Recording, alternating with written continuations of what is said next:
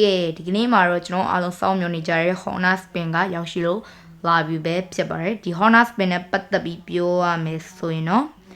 ရက်တွေကဒီခုဖော်ပြထားတဲ့ရက်တွေပဲဖြစ်ပါတယ်ခင်ဗျာကျွန်တော် Honda Spin မှာဆိုရင်လေကျွန်တော် reward တွေအနေနဲ့ကအများကြီးပဲပါလာတာပဲဖြစ်ပါတယ်ပထမဆုံးအနေနဲ့ကတော့ဒီ reward ဒီ outfit အနေနဲ့ပြောရမယ်ဆိုရင်တော့တော်တော်လေးလမ်းပါတယ်ဒါကတော့သူရဲ့သပင်မှာသပင်နဲ့ outfit နဲ့တွဲလိုက်တဲ့အချိန်မှာလုံးဝကိုလန်ထွက်သွားပါတယ်ခင်ဗျာဒါကတော့နောက်ထပ် outfit တစ်ခုအမဲရောင်နဲ့ပြီးရင်ဒီကတော့ဒါအုတ်ထုပ်ပေါ့နော်အုတ်ထုပ်မှာမျက်မှန်မှာပါတယ်ဗျာဒါကတော့နောက်ထပ် outfit တစ်ခုဒါကတော့နောက်ထပ်သပင်ပေါ့ဗျာဒါကတော့သူ့ရဲ့ glider ပေါ့ဗျာဒီ glider ပေါ့နော်ဒီ Honda Skin ကကျွန်တော်တို့ team ကလိပ်ပြ team ကိုသုံးပေးထားတယ်ဒီ glider ကိုတော့ကျွန်တော်သိမ့်မကြိုက်ဘူးမိုက်လဲမိုက်ဘူးဗျာဒါကတော့ကျွန်တော် vegan အနေနဲ့ကတော့ဒီကားကိုတွေ့မြင်ပါဖြစ်ပါတယ်လုံးဝမိုက်တဲ့ glassy ပုံစံမျိုးတွေနဲ့ပေါ့နော်နောက်တဲ့အနေနဲ့ကတော့ lady ကတော့ထွေထွေထူးထူးတော့မဟုတ်ဘူးဒါကတော့ helmet helmet ပဲဖြစ်ပါတယ်တော့မိုက်တယ်ဗျာ level 1 2 3ဒါကတော့ backpack level 1 2 3ဒါကတော့ emote တွေပေါ့ဗျာဒီ emote ကမှလဲကျွန်တော်လိပ်ပြပါပါတယ်လိပ်ပြ theme ဆိုတဲ့အတိုင်းပဲဒီ emote ကတော့ cap တွေနဲ့ emote ပေါ့ဗျာဒါကတော့ cap ရဲ့လိပ်ပြရဲ့ပါတဲ့ emote ပေါ့ဗျာနောက်တဲ့ again အနေနဲ့ကတော့ဒီကန်းကိုတွေ့မြင်မှာဖြစ်ပါတယ် theme ကတော့ခရမ်းရောင်နဲ့အမဲရောင်နှစ်ခုပါပါတယ်ခင်ဗျာဒီကောင်ကကျွန်တော်တို့ဒီခရမ်းရောင်နဲ့အမဲရောင်ပဲကွဲသွားတာရှိမယ်ကျွန်တော်ဟာကတော့အကုန်အတူတူပဲအကုန်တူတူပဲပေါ့နော်ခရမ်းရောင်နဲ့အမဲရောင်ကွဲသွားတာရှိမယ်ကျွန်တော်ကတော့အမဲရောင်ပို့ပြီးကြိုက်နေတတ်တယ်ဗျခရမ်းရောင်တော့တိတ်မကြိုက်ဘူး K effect တွေကလည်းတူတူပဲ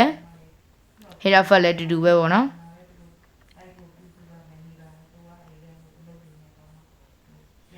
လိပ်ပြလေးပါတယ်တူတူပဲလိပ်ပြလေးကလည်းအရောင်လေးပဲကွဲသွားတာ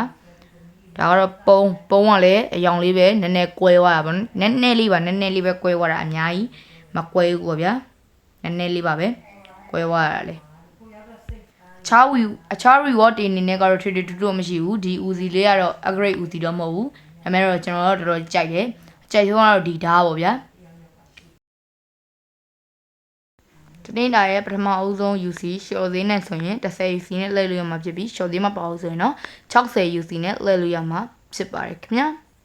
တန်ဒရောအတွက်လည်းအဲ့လိုပါပဲရှော့သေးနဲ့ဆိုရင်960 UC နဲ့လဲရမှာဖြစ်ပြီးရှော့သေးမပါဘူးဆိုရင်တော့600 UC နဲ့လဲရမှာဖြစ်ပါတယ်ခင်ဗျာ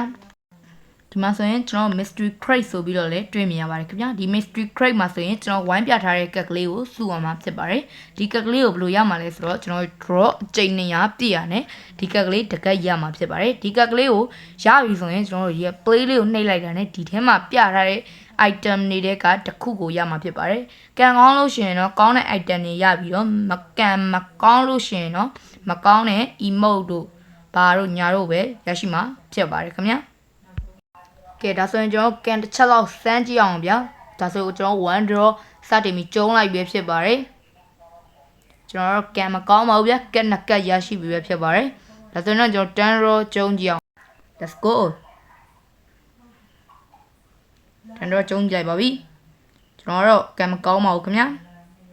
view လေးကိုအဆုံးထိကြည့်ရှုပေးကြတဲ့တယောက်ချင်းစီတိုင်းကိုကျွန်တော်ကနေပြီးတော့ကျေးဇူးတင်ရှိပါတယ်ခင်ဗျာကျွန်တော်ရဲ့ channel လေးကိုလည်း like and subscribe လေးလုပ်ပေးသွားကြပါဦးလို့တောင်းဆိုချင်ပါတယ်ခင်ဗျာ